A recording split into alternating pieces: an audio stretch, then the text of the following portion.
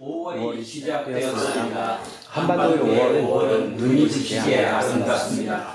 꽃과 맑은 하늘만이 아니라 벌레와 구름과 비도 아름답습니다. 모든 것이 하나님의 요청입니다. 모든 것이 창조주이신 하나님께 예배드리기 위해서 모였습니다. 마음의 허락으로 오십시오. 찬송하는 소리 있어 사랑 기뻐하도다. 하늘 아버지의 이름 거룩하도다. 세상 사람 찬양하자. 거룩하신 하나님께 할렐루야 할렐루야 할렐루야 아멘. 하나님의 나라 권세 영원토록 있도다. 하나님의 영광 나라 거룩하도다. 하늘 보좌에 계신 주님 세상 주관하시도다. 할렐루야 할렐루야 할렐루야 아멘. 하나님의 크신 섭리 그 뜻대로 되도다. 우리 아버지의 뜻은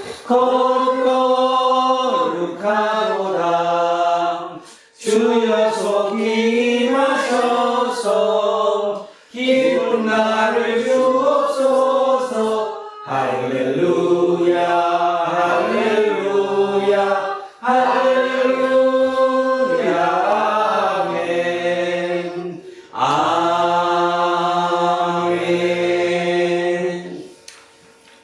생명의 근원이신 우리의 주 하나님, 같은 마음으로 바치는 우리의 기도와 찬양을 받아주십시오.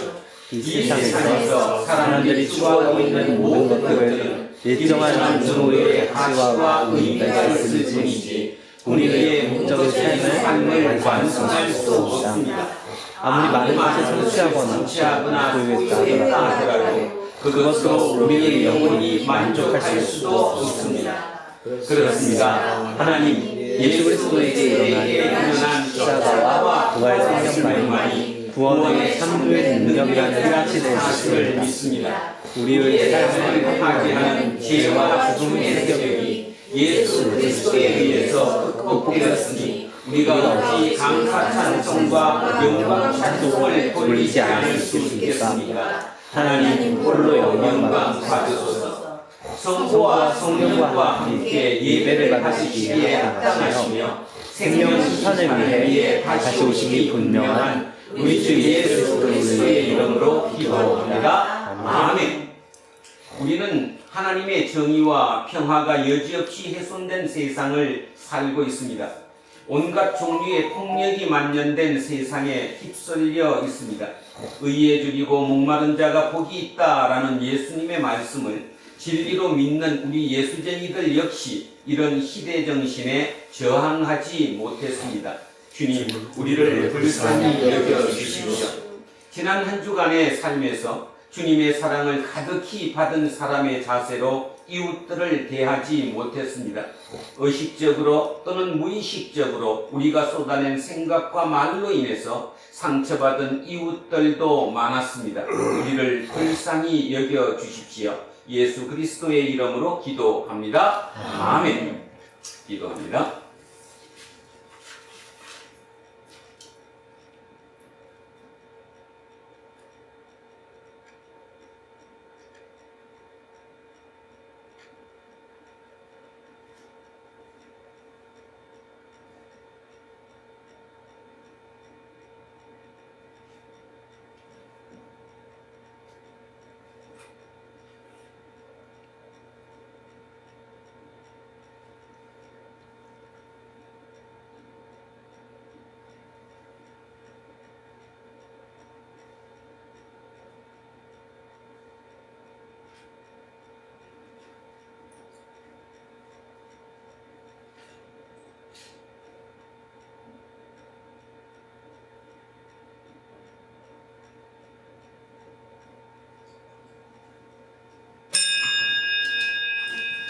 저는 예배를 인도하는 목사로서 세상을 창조하신 하나님의 자비와 긍휼, 그리고 지난 2000년 기독교 예배 전통에 따라서 예수 그리스도의 이름으로 여러분에게 선포합니다. 지금 여러분이 고백한 모든 죄와 허물들은 하나님으로부터 용서받았습니다. 기뻐하고 감사하십시오. 그리고 이웃의 잘못도 같은 마음으로 용서하십시오. 아멘. 다 자리에 앉아 주십시오. 찬송가 570장 찬송하겠습니다. 570장입니다. 주는 나를 기르시는 목자요, 나는 주님의 귀한 어린 양. 그는 풀밭 맑으시는 풀가루, 나를 늘 인도하여 주신다. 주는 나의 손목자, 나는 그의 어린 양. 저를 따라 꼴을 먹여주시니 내게 부족한 것이 없어라. 예쁜 새들 노래하는 아침과 노을 비키는 고운 나무네. 사랑하는 나의 목자 음성이 나를 언제나 불러주신다. 주는 나의 손목자, 나는 그의 어린 양. 저를 따라 꼴을 먹여주시니 내게 부족함 전혀 없어라. 모든 짐승 나를 해치 못하고 거친 비바람 삼지 못하리. 나의 주님 강한 손을 펼치사 나를 주야로 지켜주신다. 주는 나의 손목자, 나는 그의 어린 양. 저를 따라 꼴을 먹여주시니 내게 부족함 전혀 없어라. 아멘.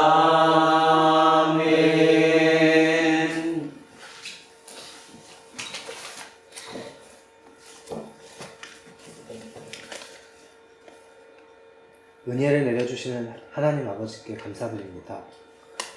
은혜로 말미암아 한 주간 아버지를 잊지 않고 사람들에게 사랑을 베풀 수 있었습니다. 이미 죽은 몸이 된 우리의 정욕에 끌려다니지 않고 하나님의 사랑 안에 거하며 사람들에게 선을 베풀기 위해 노력했습니다. 하나님 아버지, 이 모든 것은 저희 능력에 의해서가 아니라 하나님의 자비로 인한 것임을 알고 있습니다. 하나님 감사합니다. 감사드립니다. 하나님 아버지, 우리와 가장 가까운 땅에서 오늘도 고통받고 있는 북한 사람들을 위해 기도드립니다. 그들에게도 아버지 하나님의 빛이 비치어 아버지에 대한 희망을 품게 되었으면 좋겠습니다.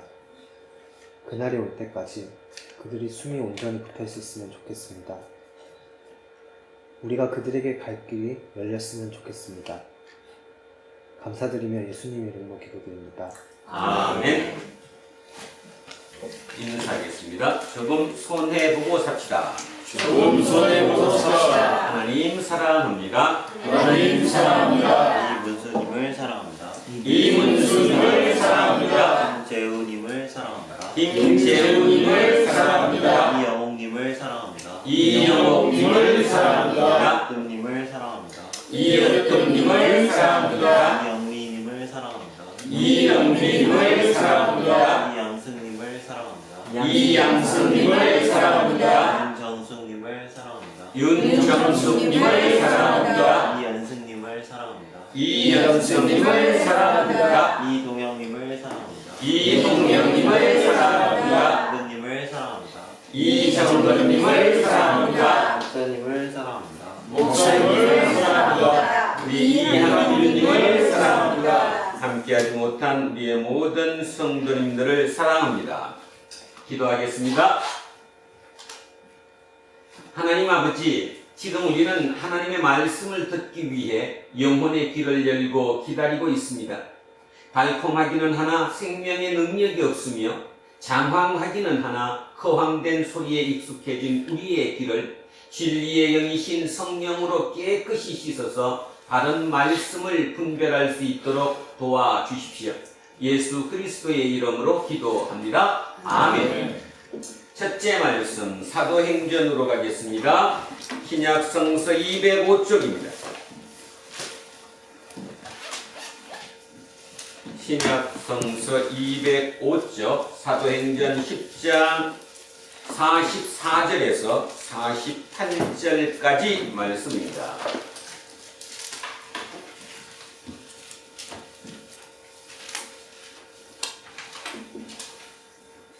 자, 찾으셨으면 한 목소리로 합독하십니다. 베드로가 이 말을 할 때에 성령이 말씀 듣는 모든 사람에게 내려오시니 베드로와 함께 온 할례 받은 신자들이 이만인들에게도 성령 부어 주심으로 말미암아 놀라니 이는 방언을 말하며 하나님 높임을 들으느니라. 이에 베드로가 이르되 이 사람들이 우리와 같이 성령을 받았으니 누가 능히 물로 세례 백풍을 넘하리요 하고 예명하여 예수 그리스도의 이름으로 세례를 베풀라 하니라. 그들이 베드로에게 며칠 더 머물기를 축원하니라. 아멘.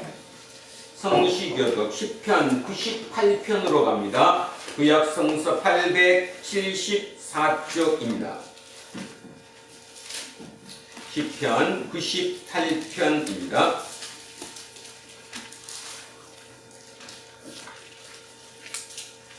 (874쪽) 10편 98편 1절에서 9절까지 말씀입니다.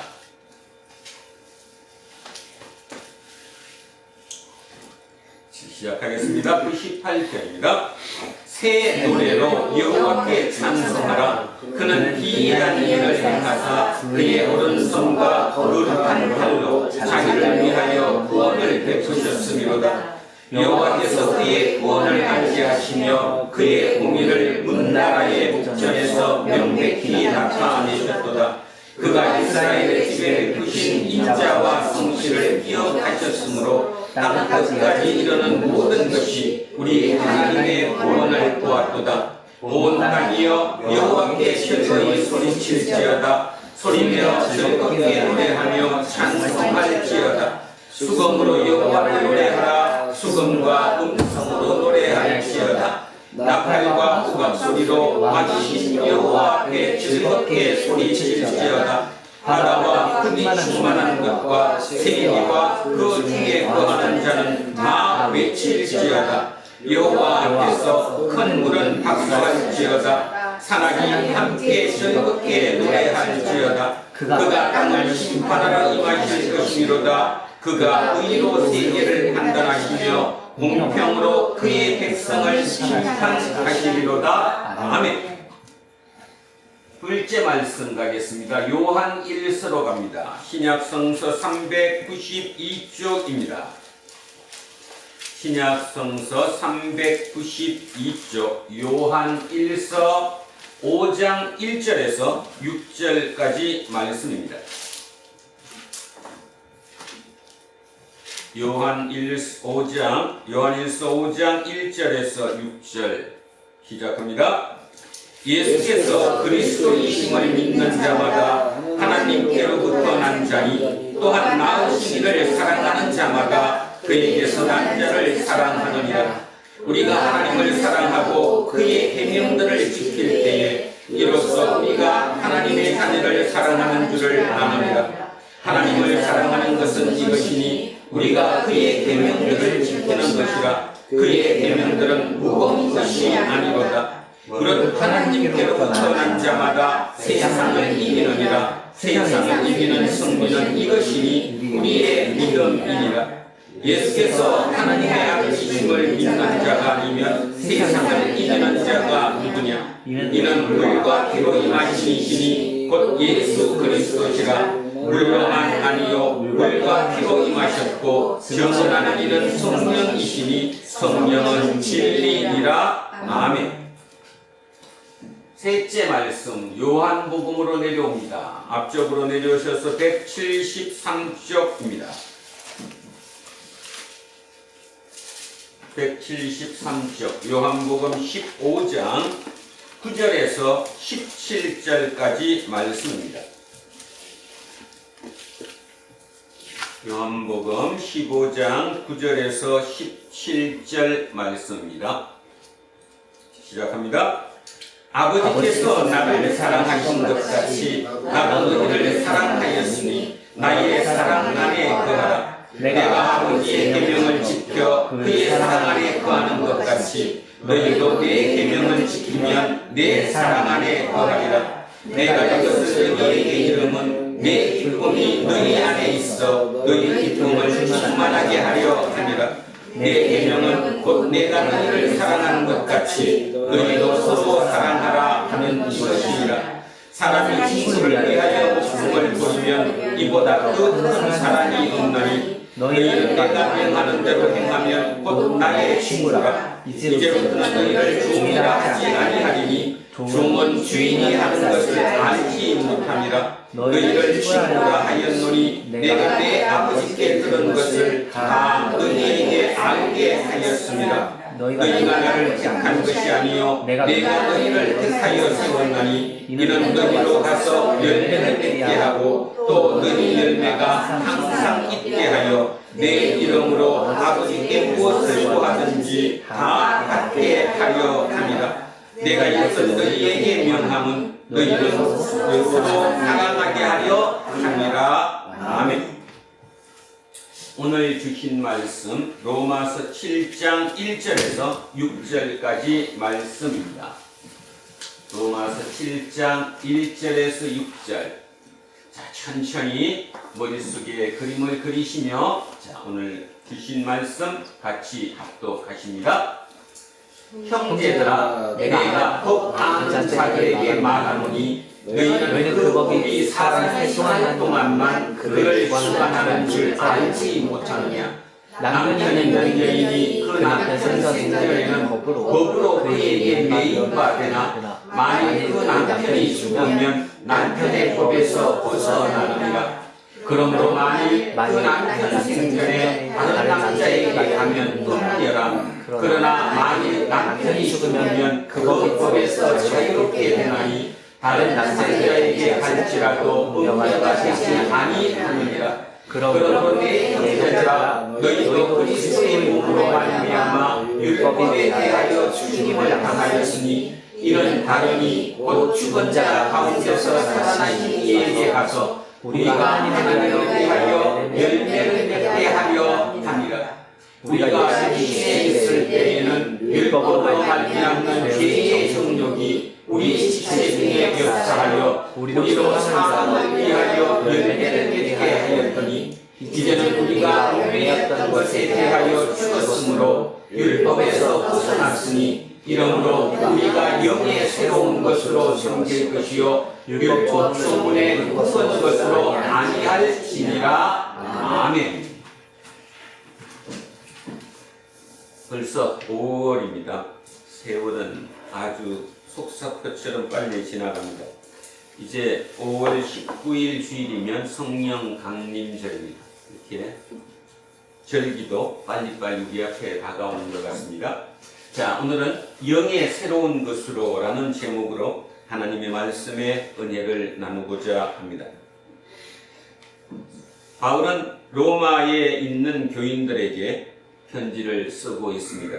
그 답답한 그 마음을 우리가 어찌 다 알 수 있겠느냐마는 그래도 조금은 그 바울의 마음 속으로 들어가셔서 이게 어떤 의미인지 또 왜 그 마음을 이렇게 표현했는지 그러므로 인해서 우리가 더욱더 하나님께 조금은 더 다가설 수 있는 시간이 되지 않을까 생각합니다.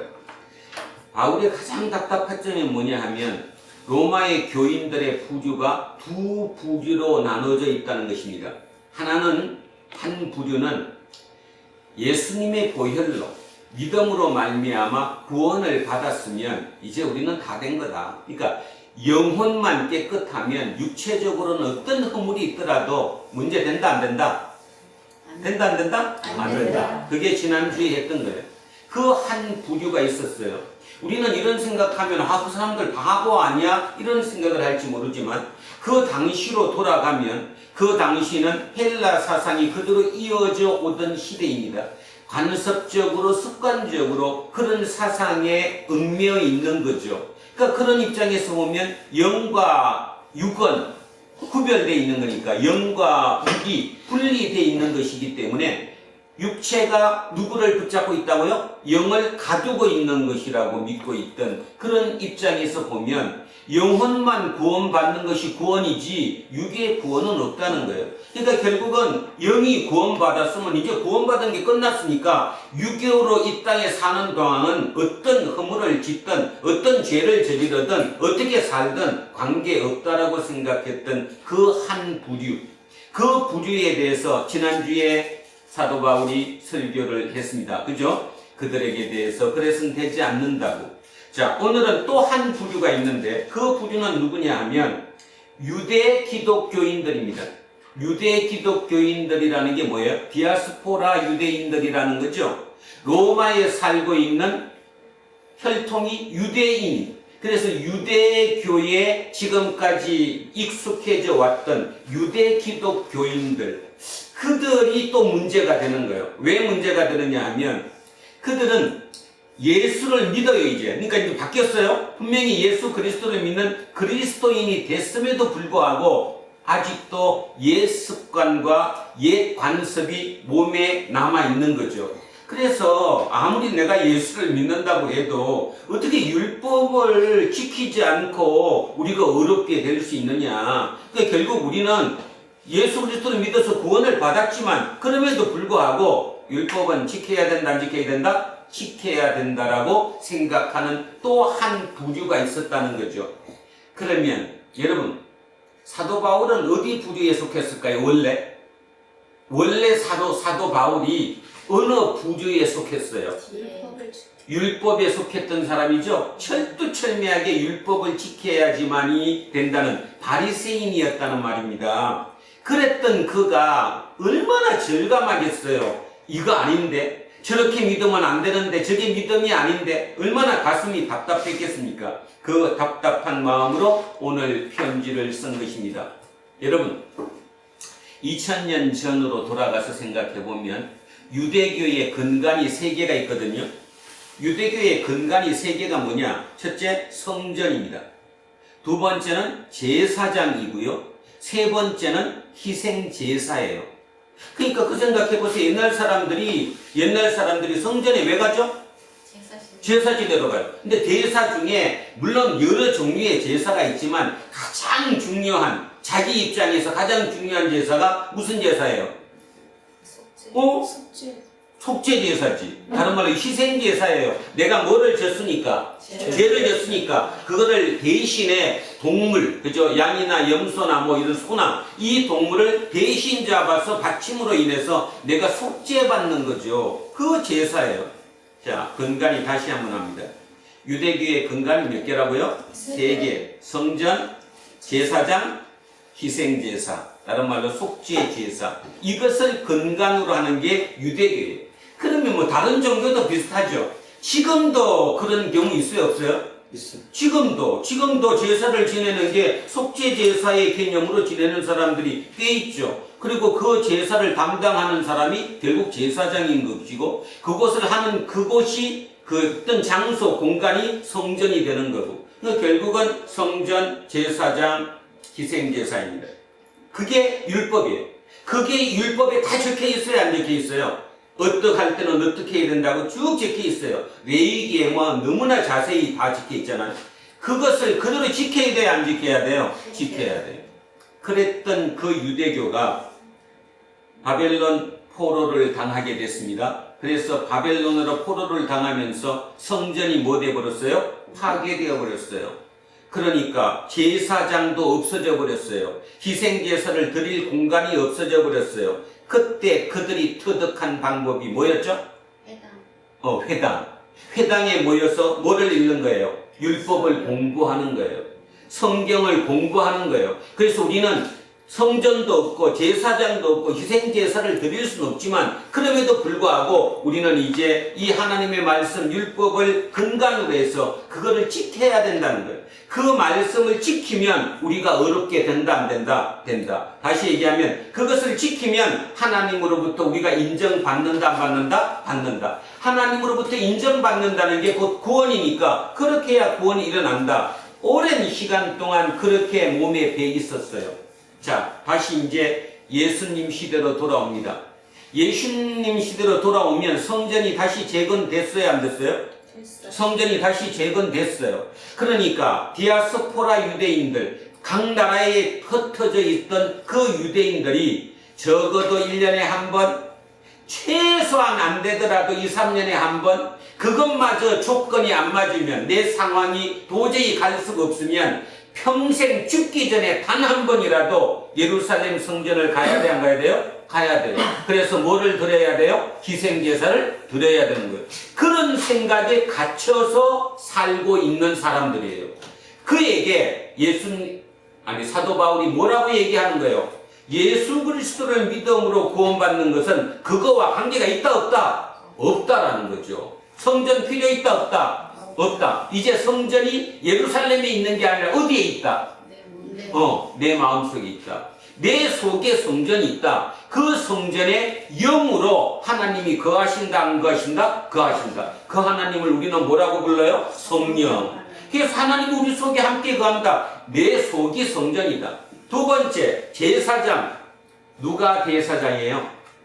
예수 그리스도가 대제사장이에요. 대제사장인 예수 그리스도가 우리 각자에게 제사는 너 스스로 드려도 돼. 네가 드리면 돼. 그래서 우리에게 뭐라고 그랬어요? 네가 제사장이라고 그랬어요. 이걸 우리는 무슨 설이라고 부르느냐 하면 만인 제사장 설이라고 부릅니다. 기억하셔야 됩니다. 헛들으니까 자꾸 이게 믿음이 지금에서 신앙 자체가 흩어져 버리는 거예요. 뭔가 잘못 왜곡돼 가는 거거든요.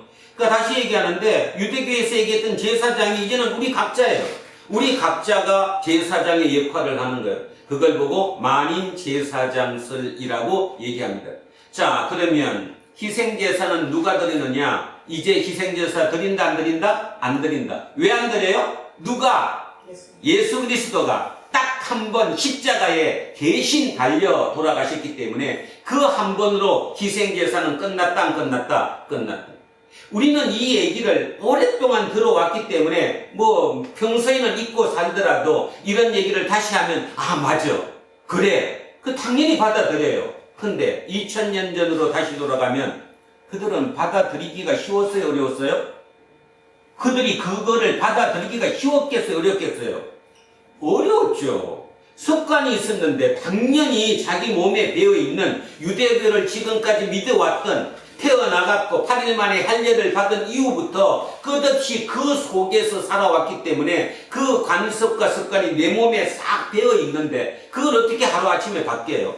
이런 얘기 들어도 여러분 실감 못합니다. 여러분 만약에 지금입니다. 2024년 지금 두란노 교회가 다음 주부터 우리는 성경을 없앱니다.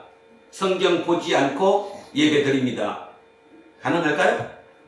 여러분 스스로가 그렇다면 그거를 믿어지고 맞습니다. 다음 주부터 우리 이제 성경 없애고 그냥 기도하면서 하나님의 말씀을 그대로 직접 계시한 걸 선포하면 되고 예배 드리면 되지요.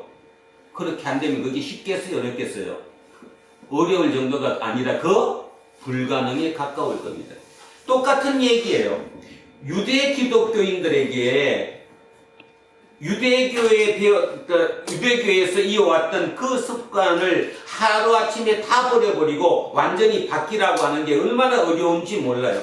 지금 사도 바울은 근데 그게 너무 가슴 아픈 거죠. 왜 가슴 아프냐 하면 자기가 유대교의 열혈 신자로 열혈 정도가 아니라 톱 클래스를 달릴 정도로 열심히 율법을 공부하고 그것을 지켜서 하나님께 인정받고자 애써왔던 그 삶을 되돌아보면 가능하다 불가능하다? 불가능했다는 거예요. 그게 얼마나 힘든 일인지 몰랐어요. 얼마나 스트레스 받는 일인지 몰랐어요. 그래서 안 걸리는 거예요. 스트레스 받아서. 그래서 그렇게 그 힘든 과정을 거쳐왔는데도 안 되는 건데, 이제 방법을 가르쳐 줬는데, 예수 그리스도가 십자가에 한 번에 돌아가심으로 희생제사는 끝났다. 이제 성전은 예루살렘에 있는 게 아니라 각자 여러분의 마음 속에 있다. 그 속에 성령으로, 영으로 하나님께서 함께 하시고 계신다. 그리고 여러분 스스로가 제사 드리는 제사장이다. 다 해결이 됐잖아요. 그럼에도 불구하고 못 알아듣는 그들에게 얼마나 답답했겠어요. 아닌데, 저래서는 안 되는데, 빨리 깨우치게 해줘야 되는데, 지금 그 얘기를 하고 있는 겁니다. 자, 그 얘기가 오늘 본문이거든요. 그 생각하면서 자, 오늘 본문 하나하나씩 들어가 보겠습니다. 형제들아, 내가 법 아는 자들에게 말하노니. 자, 법 아는 자들. 이 법 그러니까 여러분 헷갈리니까 이게 율자 붙여보세요. 율법을 아는 자들 누구예요? 유대인. 좀 전에 제가 표현한 대로 하면 유대 기독교인들. 어릴 때부터 유대교에 익숙해져 와서 습관으로 몸에 배어있는 그들, 그 유대 기독교인들에게 말한다는 거예요. 지난주에는 누구에게 말했는데? 지난주에는 누구에게 말했어요? 헬라 기독교인들에게 말했는데, 쉽게 얘기해서 영과 육이 분리되어 있다고 믿었던, 그래서 영만 구원받으면 육은 어떤 짓을 해도 죄가 되지 않는다고 생각했던 그들에게 얘기했고, 오늘은 이제 내가 법 아는 자들에게 말하노니, 쉽게 말해서 유대 기독교인들에게 얘기하겠다 이 말입니다.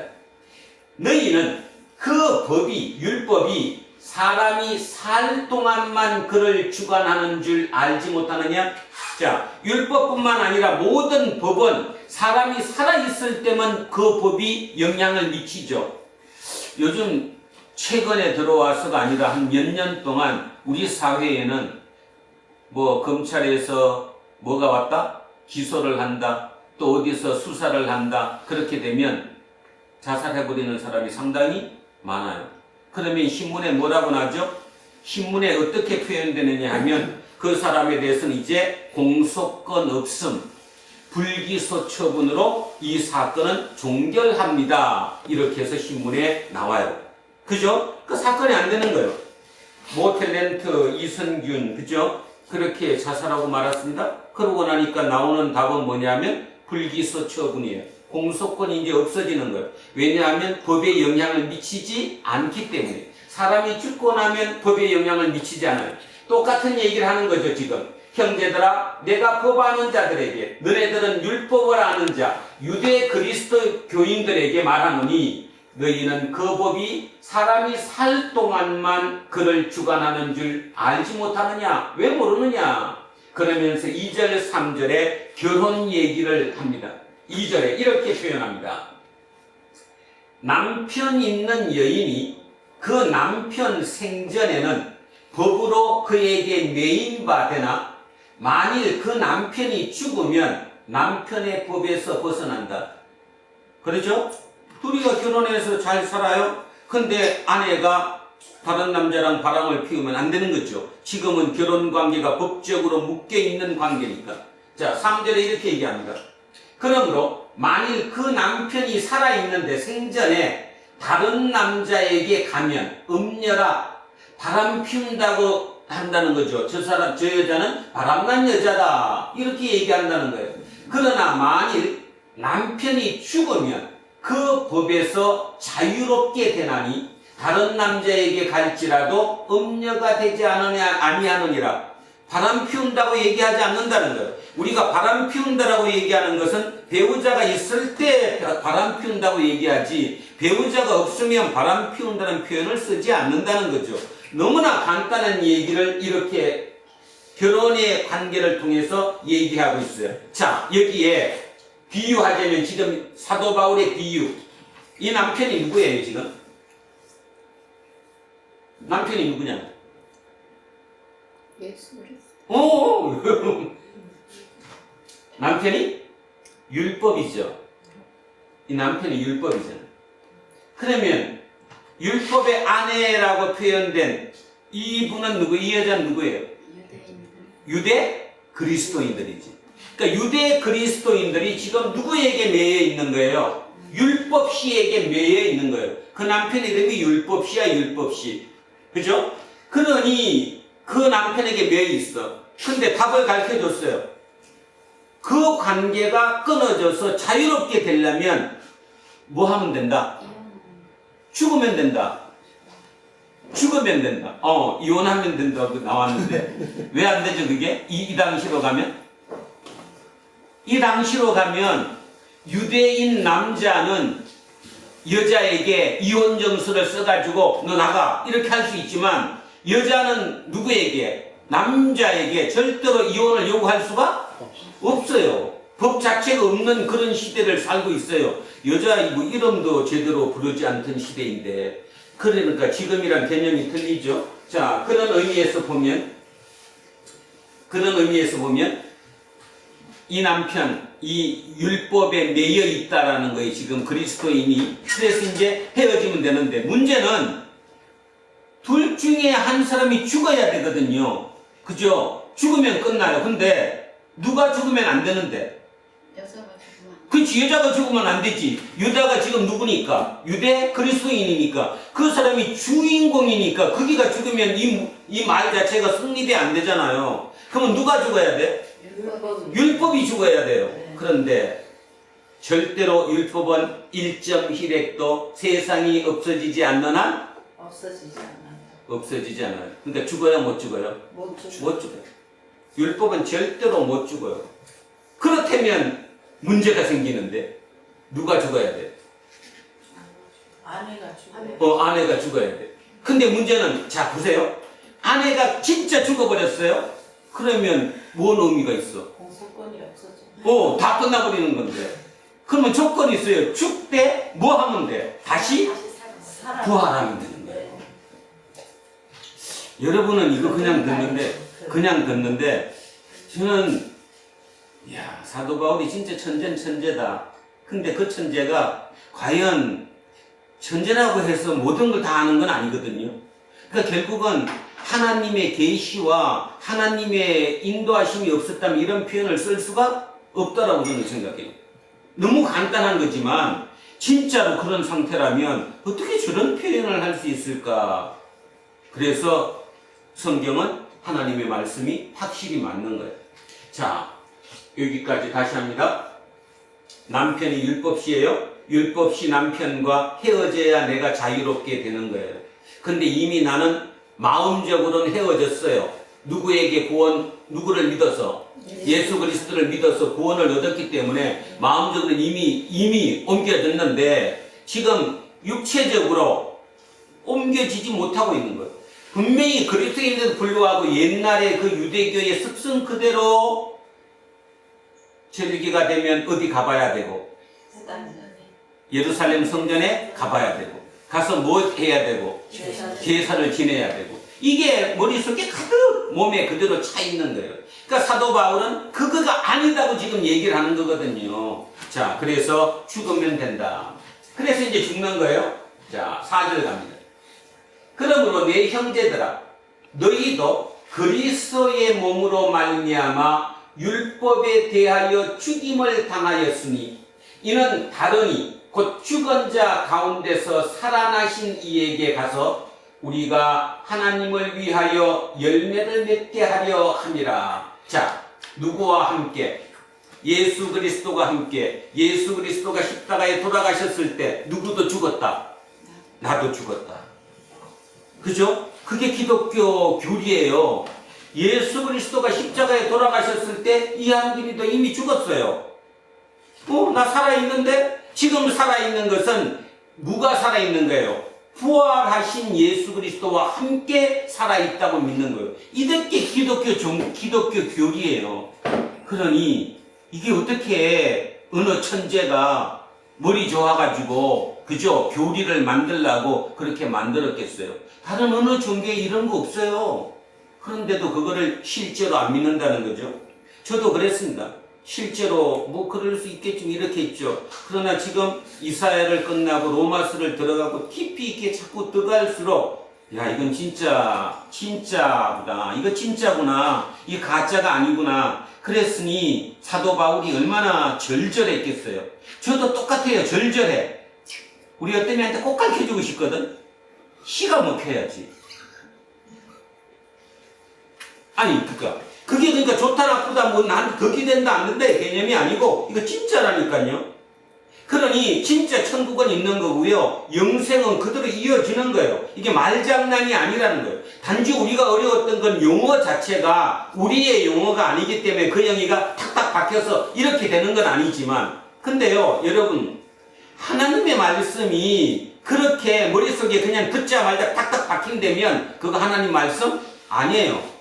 하나님의 말씀은 비밀스러워요. 은폐되어 있는 거예요. 잘 드러나지 않는 거예요. 그래서 하나님 말씀이죠. 그래서 우리는 그걸 찾아가는 길의 여정에 나서서 오늘 하루도 계속 그쪽을 향해 가고 있는 것이거든요. 근데 그 생각은 전혀 안 하고 옛날 유대교식이랑 똑같아. 성전에 가면 제사 지내면 돼. 오늘 헌금 얼마 내고 지난주 제 지은 거 싹 하면 나는 깨끗해질 거야. 그리고 이제 저 밖에 나가갖고 일주일 동안은 또 잘 살아. 이 하루 이틀은 잘 살지. 그리고 수요일부터는 죄 지어. 남들하고 똑같이 살아. 술 먹자면 술 먹고 뭐 하여튼 뭐 남들 하는 거 다 해. 더 심하게 해. 그리고 또 일요일 되면 아침 일찍 일어나서 또 와요. 제사 지내고. 아니라는 거예요. 지금 사도 바울은 그 정도에서 이르렀었다면 사도 바울은 자기가 죽을 이유가 없어요. 참수형 당했거든요. 참수형이라는 게 칼로 목 쳐서 죽었어요. 그런 걸 왜 당해? 그 고통 속에서. 그러면 여기서 이제 여러분은 그 사람은 대단했으니까 그랬겠지. 대단했다고 그런 게 아니거든요. 바로 그것이 오늘 우리가 깨우쳐야 할 바라는 것입니다. 자, 한 번 더 합니다. 그러므로 내 형제들아, 너희도 그리스도의 몸으로 말미암아 율법에 대해서 죽임을 당했다. 자, 남편이 죽었어요? 아내가 죽었어요? 아내가 죽었어요. 근데 자, 다시 얘기합니다. 원래는 누가 죽어야 돼요? 원래는 남편이 죽어야 돼요. 근데 남편은 죽을 수가 없어. 그래서 아내가 대신 죽었어. 죽었는 걸 끝나면 말짱 헛거예요. 말짱 헛거. 그런데 다시 부활하신 예수 그리스도와 함께 내가 다시 부활했다라는 거예요. 그래서 죽은 자 가운데서 살아나셨다니까 그 살아나신 이에게 가서 다시 시집간 거예요. 재혼한 거라니까요. 누구에게? 예수 그리스도에게. 그래서 우리가 하나님을 위하여 열매를 맺게 하려 함이라. 누구를 위해서 맺어요? 하나님을 위해서 열매를 맺는다. 여러분, 이런 경험이 있는데 똑같은 일이었거든요. 근데 어느 때는 그게 막 짜증나고 하기 싫어가지고, 그리고 말도 안 되고 되지도 않고 그것이 막 스트레스고 막 얼마나 힘들었는지 몰라요. 근데 어느 날 어느 순간에 내 마음이 변하니까 그냥 그것을 웃으면서 기쁨으로 해버려요. 시간도 더 빨리 해버리고. 그런 경험 있어요? 없어요? 있을 건데 사람 살다 보면. 그죠? 지금 사도 바울이 그 얘기하는 거예요. 네가 율법 속에 있을 때 율법을 내가 꼭 지켜야지만이 하나님께 인정받는다고 생각했을 때는 그 지키는 자체가 지옥이었다는 거예요. 얼마나 어려웠는지 몰라요. 그리고 다 지킬 수도 없었어요. 그런데 누구에게 시집 갔더니? 예수 그리스도에게 시집을 갔더니 예수 그리스도와 함께 했더니, 다시 얘기해서 예수 그리스도가 영으로 내 속에 함께 하셨더니 어떻게 됐어요? 그 일이 그냥 되는 거예요. 그냥. 말 알아들어요? 네. 지난번에 그렇게 어렵고 스트레스 받은 그 일들이 이제는 그냥 절로 웃어가면서 기쁨으로 그 일이 이루어져 가는 거예요. 그 얘기하는 거예요. 하나님을 위하여 열매를 맺는 거예요. 그런데 우리는 지금도 우리 중에도 많습니다. 이 중에도 있어요. 제가 보건데 저도 마찬가지고 율법주의자가 있습니다. 율법주의자가 뭐예요? 뭔가를 옳게 지켜야지 하나님의 사람이 된다라고 믿는 거. 그 사람들이 다 율법주의자예요. 주일날은 죽어도 주일 성수해야 되고 11조 죽어도 다 해야 되고 뭔가 하여튼 정해진 그것대로 하지 않으면 하나님께로부터 내가 이탈당하는 또는 버림받는 그런 느낌을 갖는 사람들이 있습니다. 그 율법주의자거든요. 근데 율법주의자는 꼭 그걸 안 지키면 안 돼요. 근데 잘 생각해 보세요. 율법주의자와 실제 예수쟁이의 차이는 뭐예요, 그러면? 율법주의자는 그거를 지키는 일이 주일 성수를 하고 11조를 하고 예를 들어서 그런 걸 하는 일이 너무 힘겹게 했어요. 그리고 대가를 바라고 했어요. 이걸 해야지 우리 자식이 뭐 시험에 붙는다거나 예를 들면 병이 별난다거나 뭐가 잘 된다거나 어떤 그런 관념 속에 쌓여서 마지못해서 그 일을 어렵게 했다니까요. 그게 누구예요? 그게 율법주의자예요. 근데 진짜 구원을 나고 보니까, 진짜 구원받고 보니까 내 속의 주인을, 성령님을 내 주님으로 모시고 나니까 그냥 기쁨으로 그 일을 하는 거예요. 다른 차이 아무것도 없어요. 근데 여러분, 지금 가만히 여러분을 돌아보시기 바랍니다. 내가 진짜 그런 일을 기쁨으로 마지못해서가 아니라 스스로 즐겁게 하고 있는가? 아니면 마지못해 이거 안 하면 내가 뭐 교회를 다니는데도 그러면 안 되지 하는 어떤 그런 관념을 가지고 하느냐? 그게 구원 받았느냐 안 받았느냐의 결정적인 차이입니다.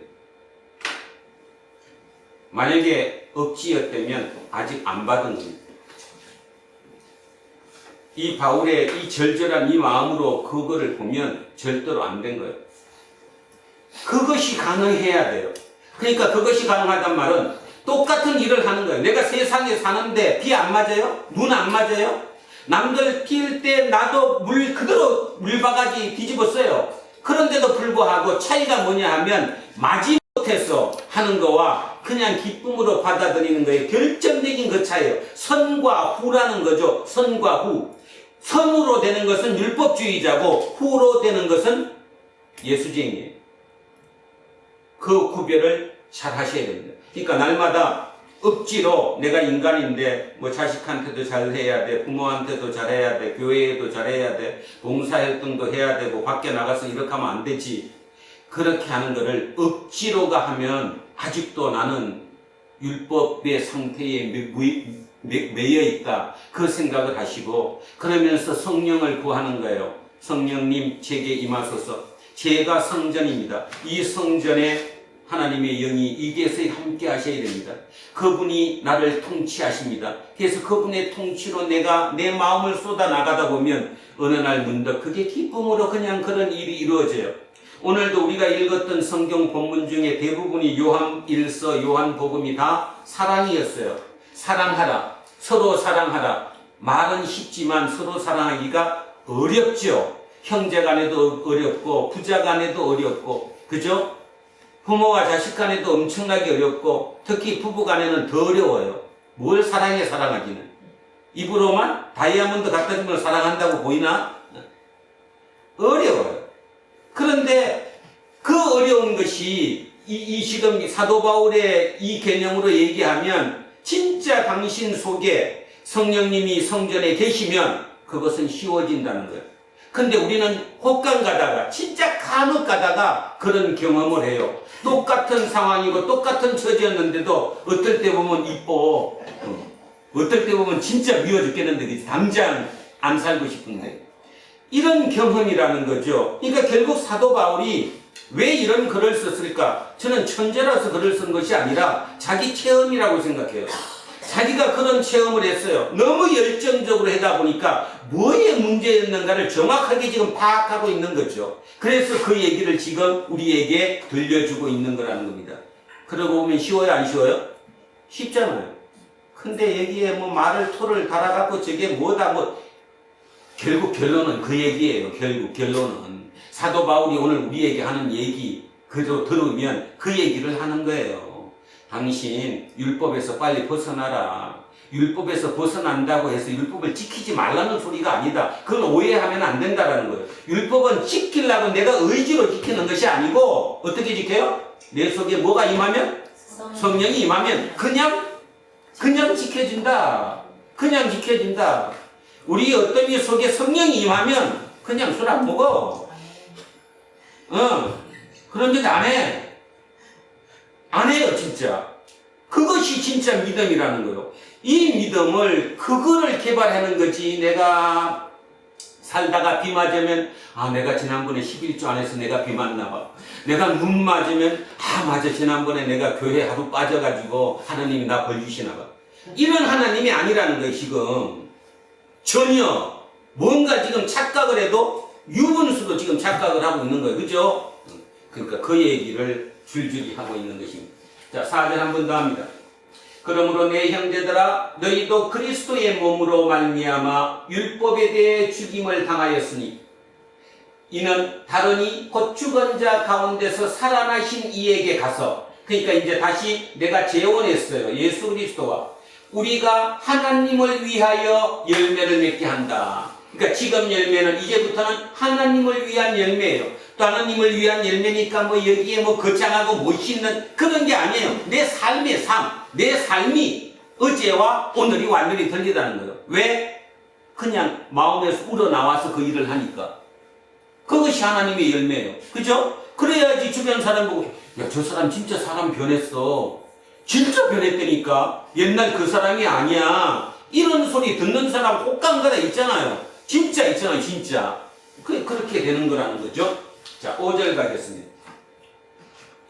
우리가 육신에 있을 때에는 율법으로 말미암는 죄의 정욕이 우리 지체 중에 역사하여 우리로 사망을 위하여 열매를 맺게 하였더니, 자, 율법에 있을 때는 억지로 했어요. 마지못해서 했어요. 그러다가 열받아서 그냥 멈추기도 했어요. 그 모든 과정이 너무 힘겹고 어려웠어요. 그래서 결국은 그 과정 중에는 열매가 뭐냐 하면 사망을 위해서 열매 맺는 거예요. 죽음으로 가는 거예요. 결국 그것은 끝이 죽음이라는 거예요. 그렇게 갔는데 좀 전에 4절에서 봤다시피 누구에게 갔더니 예수 그리스도와 연합하여 십자가에 내가 대신 죽고 그리고 그분의 부활로 말미암아 내가 다시 살고 나니까 내 삶이 완벽하게 새롭게 보인다는 거예요. 그래서 지금은 하나님을 위한 열매를 맺고 있는 거죠. 아침에 밥을 해도 누군가는 사망의 열매를 맺기 위해서 밥을 하는데 누군가는 하나님의 열매를 맺기 위해서 밥을 해요. 그러면 밥맛이 얼마나 더 좋은지도 몰라. 아, 진짜로. 가만히 생각해봐 한번. 짜증나서 내가 이거 왜 해? 그지? 내가 맨날 밥순이야 뭐 이거 뭐야 이거 대충 먹지 그냥 맨날 삼키 세끼 때만 되면 밥 달라고 그러고 다 똑같은 마음인데 똑같은 행위를 하는데 자기 마음속에 차이가 있다는 거예요. 그래서 사도 바울은 얘기하는 겁니다. 그거 당신 의지로 못해. 루터도 그거 배운 거거든요. 루터도 자기 의지와 어떤 고행을 통해서 하나님께 인정받고 의인이 되고자 애썼는데, 그래서 28계단을, 그죠? 계단을 무릎 꿇고 기어서 올라갔는데, 올라가는 도중에 느낌이 딱 온 거, 이거 내가 뭐 하고 있는 짓이지? 이런다고 구원을 받나? 그러면서 딱 머릿속에 떠오른 거예요. 의인은 믿음으로 말미암아 구원을 받는다는 그 구절이 머릿속에 탁 튀는 순간 종교개혁이 시작된 거예요. 한 사람의 머릿속에서 스파크가 일어나는 순간 새로운 역사가 시작되는 거죠. 우리도 또한 똑같다라는 거예요. 지금 무슨 거창한 게 필요한 게 아니에요. 진짜 필요한 게 아니에요. 날마다 겸손해지면서 나를 죽이려고 애쓰고 내 속에 성전이지 이 성전 속에 성령님께서 와 계셔야 하는데 그 성령님께 의지하려고 애쓰다가 보면 전혀 우리랑 관계없는 새로운 내 삶의 길을 우리 스스로 체험한다는 거예요. 사도 바울이 그 길을 갈 수밖에 없었던 이유는 체험했기 때문에 그 길을 간 거예요. 만약에 체험하지 않고 자기의 의지와 노력으로 그 길을 갔다면 절대로 사도 바울은 그 길 갈 수가 없어요. 그죠? 순교자들이 모두 그렇죠. 순교의 길이 자기 의지와 노력으로 갈 수 있는 길이 절대로 아니거든요. 바로 그 얘기, 그 깨달음이 오늘 우리에게 와야 된다. 사도 바울의 절절함을 얘기하고 있습니다. 자, 5절 다시 하면 우리가 육신에 있을 때에는 율법으로 말미암는 죄의 정욕이 우리 지체 중에 역사하여 뭐 이해가죠? 눈, 코, 이, 뭐, 모든 지체가, 막 머리가 열받게 하는 거야. 내가 왜 이거 해, 왜 이거 가면서. 그래서 결국은 그 길이 사망을 위하여 열매를 맺게 했더니, 이제는 우리가 얽매였던 것에 대하여 죽었으므로, 우리가 얽매였던 거 뭐예요? 율법. 내가 스스로 지켜야지만이 하나님께 의로움을 받는다는, 인정받는다는 그 얽매였던 것에서 죽었으므로 율법에서 벗어났으니 이제 우리는 자유인이 됐으니 이러므로 우리가 영의 새로운 것으로 섬길 것이요. 영의 새로운 것. 그래서 오늘 설교 제목이 영의 새로운 것입니다. 영의 새로운 것이 뭐예요? 지금까지는 뭘로? 율법은 하나님을 뭘로 섬겼어요? 율법으로 섬겼어요. 율법은 어떻게 했어요? 영으로 했어요? 내 의지로 했어요? 내 의지로. 내 의지와 내 노력으로 그거를 지키려고 애썼어요. 그죠? 그랬는데 이제 예수 그리스도를 통해서 사도 바울을 통해서 새로운 복음을 딱 받아들이고 났더니 내가 지금까지 했던 일은 완전히 도루묵에 말도 안 되는 것이었어. 아주 쉬운 것이었는데 이제부터는 성령님의 역사하심으로 내가 그 하나님을 섬기며 이 땅을 살아간다는 거예요. 완전히 시각이 틀려져 버린 거죠. 내 의지와 노력에서 전적인 하나님의 은총과 은혜로. 은총 은혜를 너무 많이 들어서 식상한데 내가 어떤 일을 해서 그 대가로 오는 것은 은총이 아니에요. 은혜가 아니에요. 그건 보상이지. 내가 열심히 일해갖고 어떤 오는 것은 그 대가로 오는 것은 보상을 받는 거지 그것은 은혜가 아니라고. 이한빈이가 어제 1차 시험 봤잖아요. 시험 볼 때 50점까지는 지 보상이야. 보상. 아니 내가 볼 때 59점까지 보상이야. 지가 한 대가로 받는 거예요. 근데 마지막 1점 그 마지막 당락이 결정되는 1, 2점 그죠? 문제로 따져서 한 서너 문제 생각지도 못했던 그 문제 내가 푼 게 아니라 찍어서 맞는 거 그거는 뭐예요? 은혜. 아십니까? 우리는 은혜 없으면 절대로 살 수가 없어요. 내 계산대로만 그대로 딱딱 맞춰서 그 삶이 얼마나 힘들고 지겹겠어요. 간혹 가다 그래도 좀 뭔가 새로운 그게 보여야 되는 것이지. 그런데 대부분의 경우는 예수쟁이인데도 그걸 안 바란다니까요. 그리고 주여 한 것만 생각해요. 은혜를 받는 거예요. 우리가 은혜라는 말을 쓰는 이유는 은혜는 대가 없이 받는 거예요. 그 은혜가 있기 때문에 우리는 새로운 삶을 살 수 있는 거예요. 여기도 그 얘기를 하는 거예요. 영의 새로운 것으로 섬긴다. 지금까지 네가 율법 지켜서 하나님께 인정받으려고 애써봤지. 안 되지. 그건 안 돼. 안 되는 일이야. 그러니까 이제 그 시각을 버려버려. 그리고 지금부터는 성령의 영의 역사로 내 것이 아니라 성령의 역사, 타의 힘에 의해서 내가 그 일을 한다고 생각해봐. 그러면 새로운 시각이 열릴 거야. 하나님은 그렇게 섬기는 거야. 지금 그 얘기하는 거야. 이한빈 아멘? 확실히 믿어? 그럼 마지막 1%는 네 거 아니야. 은혜지. 자기 거라고 믿는 사람들이 나중에 성자가 돼서 하는 꼴을 우리는 지금 목도하고 있잖아요. 세상에 그 잘난 의사가 되고 그저 그 법대를 나와서 변호사가 되고 검사가 되고 판사가 되었던 그 진짜 세상에 지 의지와 노력으로 모든 걸 이루어왔던 그 사람들의 대부분의 지금 하는 짓을 우리는 그대로 우리 눈으로 보고 있잖아요. 저는 제 자식이 물론 똑똑하는 거 굉장히 좋지만 그는 너무 똑똑하면 안 돼. 약간 모자라서 은혜를 받아들일 수 있는 그 공간이 있어야지. 그 공간이 없으면 인간이 인간답게 못 살아요. 우리는 그걸 보고 인간성이 없다고 그러는 거예요. 누군지 이해가죠? 인간성이 없는 것 같아 아무리 봐도. 못 알아들어. 굉장히 중요한 거죠. 사도 바울은 지금 그 얘기하는 거예요. 안다는 겁니다. 당신들 미련하고 당신들 힘겹다는 거 알아. 그 지금까지 자기도 그렇게 살아왔어. 근데 그것이 답이 아니다는 걸 정확하게 깨달은 이후에는 오직 그거 전하는데 목숨을 바치는 거예요. 죽어도 좋다. 이거는 알려줘야 된다. 그래서 우리에게 알려주는 거거든요, 지금. 근데 이 얘기를 뭐 이쪽으로 들었다가 저쪽으로 멀리 나가고 뭐 또 설교하시는 분들에 보면 막 장황한 어떤 표현을 써갖고 멋있는 말로 근데 나중에 듣고 나면 그게 뭔 얘기 들은지 모르는 실은 그런 케이스가 상당히 맞다는 거죠. 다시 부탁드립니다. 하나님께 다가서야 합니다. 내가 하루하루에 조금씩이라도 내 의지를 작동시켜서 하나님께 조금 더 나가야 돼. 그건 내 의지가 필요해요. 그래서 어느 순간 체험을 하는 거예요. 은혜를. 아, 이건 내 거 아닌데? 은혜구나. 이 은혜를 체험하다가 보면 그 은혜 체험이 쌓이고 쌓여서 그냥 그 길로 가는 거예요. 그 결국은 막바지에 가면 나이가 70대고 80대고 이제 하나님 앞에 막바지 하나만 앞에 서면 얼마나 기쁘겠어요. 진짜 그때 되면 눈으로 보이는데 영생과 영벌이 지금은 말로만 보이지 영생 영벌해도 영벌은 안 보여요. 영생도 제대로 안 보이고 그냥 영생 영벌 뭐 그게 다 똑같은 얘기로 들리지 지금 보입니까? 열심히 사느라고. 근데 어느 순간 우리가 이 땅의 마지막이 되는 순간 영생과 영벌 두 갈래 길에 우리는 쓸 수밖에 없는 거예요.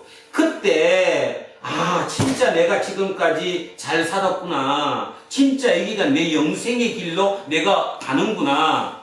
그거 생각해 보셔서 진지하게 그런 거를 진지하게 생각하지 않으니까 그냥 윤리적 도덕적으로만 종교가 되는 거예요.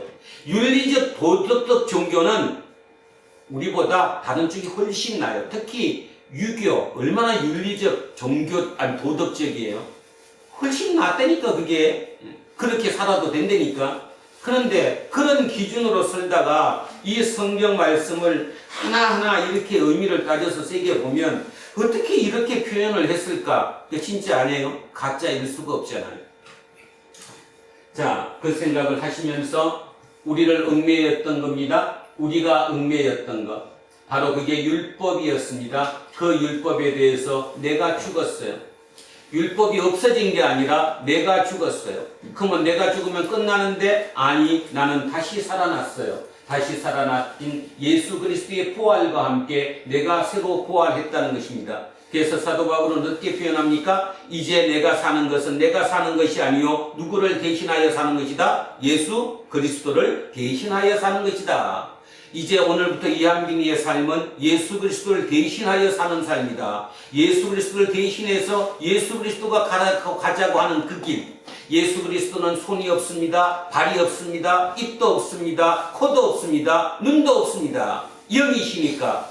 그러니까 이 3차원 이 공간에서 살기 위해서는 우리의 육을 빌려야지만이 사실 수 있습니다. 그래서 빌리는 거예요. 이한빈을 빌리고 이어떠미를 빌리고 내 몸을 빌려주는 거예요. 하나님이 내 몸을 빌려가시는 거예요. 그래서 내 몸을 통해 이 땅에 당신을 드러내시는 거예요. 이 땅의 공의를 실현시키시는 거예요. 이 땅의 역사를 실천시키시는 거예요. 그런데 얼마나 내가 중요한 몸인데 그 중요한 몸을 그렇게 함부로 흘리느냐 이거죠. 그리고 또 한 가지는 사도 바울이 살았던 시대 자체가 너무 힘겨웠기 때문에 결국 그 길은 죽음의 길이었지만 지금 대한민국에서 예수쟁이는 죽음의 길 아닙니다. 절대로 아니에요. 그죠? 조금 고통스러운 길이긴 해요. 남들하고 기준이 틀린 길을 살아야 되니까. 그런 면에서 약간 불편하기는 하지만 죽음의 길을 우리는 가지는 않습니다. 조금 불편하긴 하고 거기다 조금 도가 지나치면 남들에게 손가락질을 받죠. 그 손가락질, 세상으로부터 손가락질 받을 때 그게 진짜 길이에요. 저 사람 말이야 저렇게 살아갖고 저거 굶어 죽을 건데 저렇게 살아서 요즘 세상에 살라고 그래. 근데요 가만히 한번 생각해 보세요.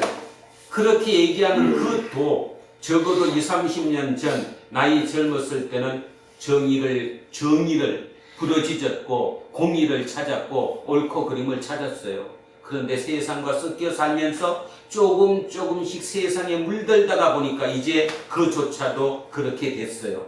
단지 손가락을 만약에 내가 받는다면 나는 그보다 속도가 늦는 거죠. 속도가 늦어서 그들의 눈에 보면 나가 눈에 띄는 거예요. 지들처럼 안 사니까. 그런데요 진짜 그 길이 영생으로 가는 길이라는 이 사도 바울의 이 절절한 이 고백이 진실이라고 믿는다면 이게 하나님의 말씀이라고 믿는다면 우리 지금까지 살았던 방법에서 헤쳐나와야 합니다. 그렇지 않으면 우리 똑같습니다. 여러분, 기분 나쁜 얘기 하나만 더 하겠습니다. 평소에는 참 하나님 찾고 은혜 찾고 성령 찾고 잘 찾습니다. 진짜 결정적인 순간, 위기의 순간, 뭔가 내 힘으로 되지 않는 그 순간, 실은 그때 찾아야 되는 거거든요. 근데 그때는 안 찾아요. 본능 찾지. 본능이 뭐예요? 인간이 지금까지 수십억 년 동안, 그죠? 인간의 역사가 이어져 오는 그 시간 동안에 우리 DNA 속에 섞여 있었던 거예요. 옛날처럼 공격당할까봐 부정적인 게 우리가 훨씬 강해요. 긍정적인 면보다 본능이 부정적인 게 강해요. 나를 보호해야 되니까. 그래서 그쪽으로 먼저 가버리는 거거든요. 대부분 그래, 누구든지. 그래서 그거보다 약간 손톱만큼 조금 앞선 사람을 우리는 뭐라고 얘기하냐면 용기 있다, 담대하다, 이런 표현을 써주는 거예요. 그 차이가 딱 손톱만큼 차이 나는 거예요. 본능에서. 그 손톱만큼이 결국 하나님 때문이라는 거죠. 그 하나님, 성령님 때문에 내가 그 손톱만큼 다른 사람보다 더 담대하고 더 용기를 가질 수 있으면 내 삶이 얼마나 풍성해지는지 모르죠. 날마다 감격스러워서 살 수도 있을 것이라고 믿습니다. 물론 이렇게 설교하는 저조차도 그렇게 살고 있지는 못하지만 한 발 한 발 체험을 하고 하루하루 그렇게 살아가려고 애쓰고 있는 중이라는 사실이죠. 그래서 제가 여러분에게 얘기하는 것은 내가 그렇게 살아서 여러분도 그렇게 살아라는 뜻이 아니라 내가 목사 이제 17년차, 18년차 들어와서 이제 조금씩 보니까 길이 조금 보이니까 그 보이는 길을 여러분에게 전해주는 것 뿐이에요. 제가 그렇게 살아서가 아니라, 그리고 그 길로 제가 향해 가고 있는 제 모습을 조금씩 보면서 아, 이게 진짜구나. 결국은 우리는 이 길을 갈 수밖에 없는 거구나. 이래야 하는 것이구나. 거기에 대해서 여러분께 전하해 주고 있는 것입니다. 자, 그래서 6절 마지막으로 다시 한번 합니다. 이제는 우리가 얽매였던 것에 대해서 죽었으므로 율법에서 벗어났으니 이러므로 우리가 영의 새로운 것으로, 자, 이제부터는 우리는 율법으로 하나님을 섬기는 것이 아니라 영의 새로운 것으로 하나님을 섬기는 거예요. 새로운 시각이 열린 거예요. 새로운 눈으로 하나님을 섬기는 거예요. 결국 하나님을 섬긴다 그러니까 그러면 교회 나오는 이 말이냐? 아니요. 내 삶이에요. 내 삶이 섬김이에요.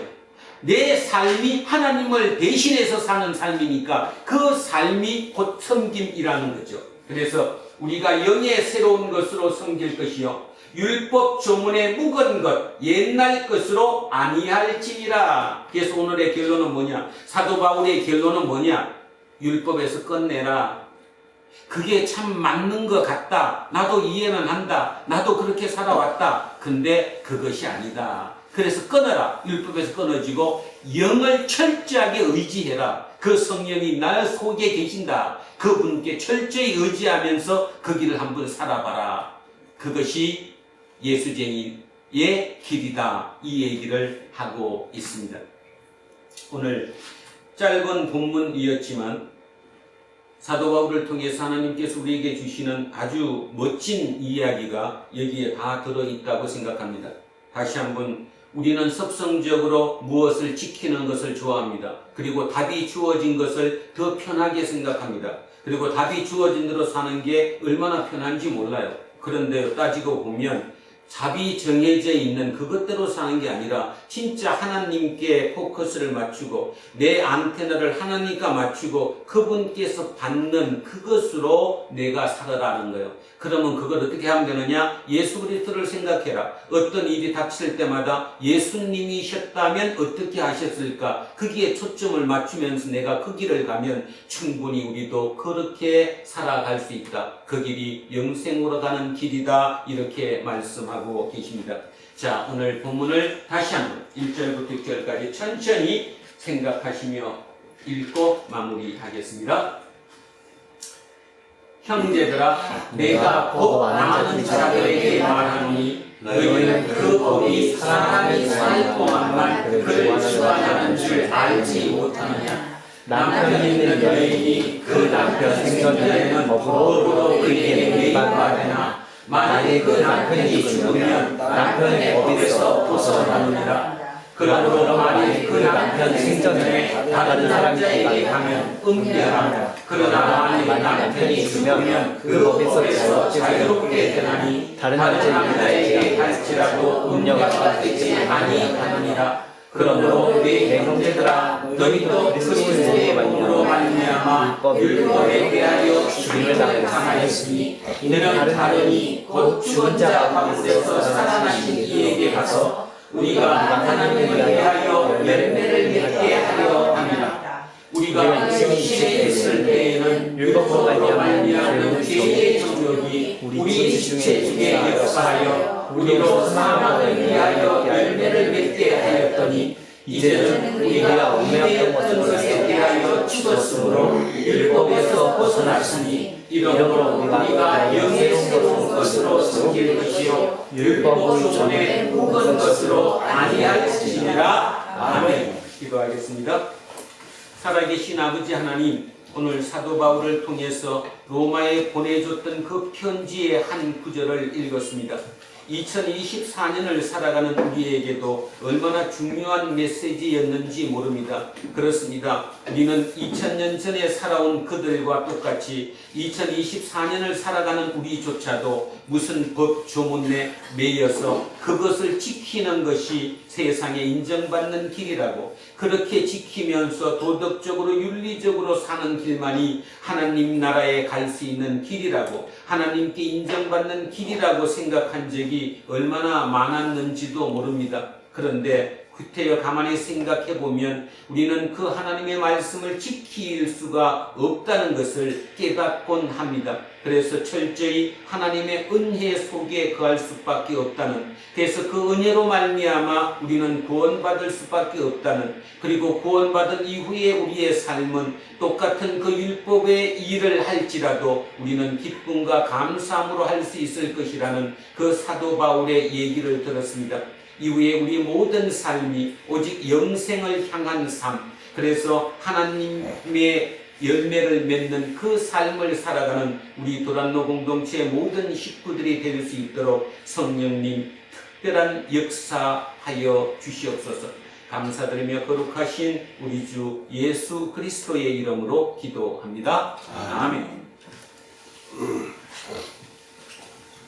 찬송가 321장 찬송하겠습니다.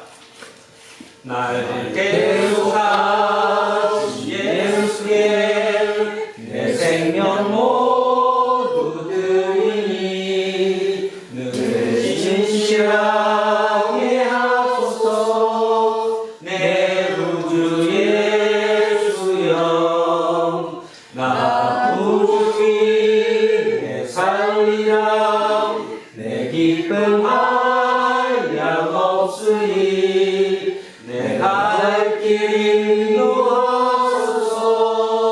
내 구주 예수여 나를 구원하신 예수를 일평생 의지하오니 날 영접하여 주소서. 내 구주 예수여 나 구주 위에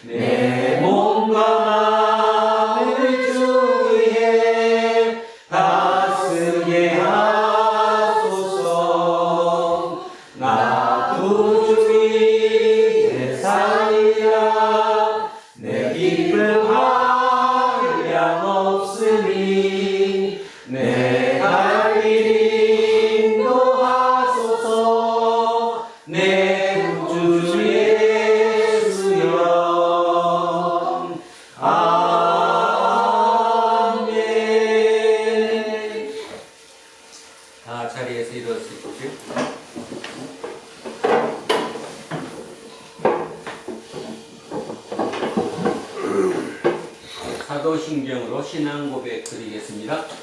나는 전능하신 아버지 하나님 천지의 창조주를 믿습니다. 나는 그의 유일하신 아들 우리 주 예수 그리스도를 믿습니다. 그는 성령으로 인도에 되어 동정녀 마리아에게서 나시고 본디오 빌라도에게 고난을 받아 십자가에 못 박혀 죽으시고 장사되는 지 4일 만에 죽은 자 가운데서 다시 살아나셨으며 하늘에 오르셔 전능하신 아버지 하나님 우편에 앉아 계시다가 거기로부터 살아있는 자와 죽은 자를 산원하셨습니다.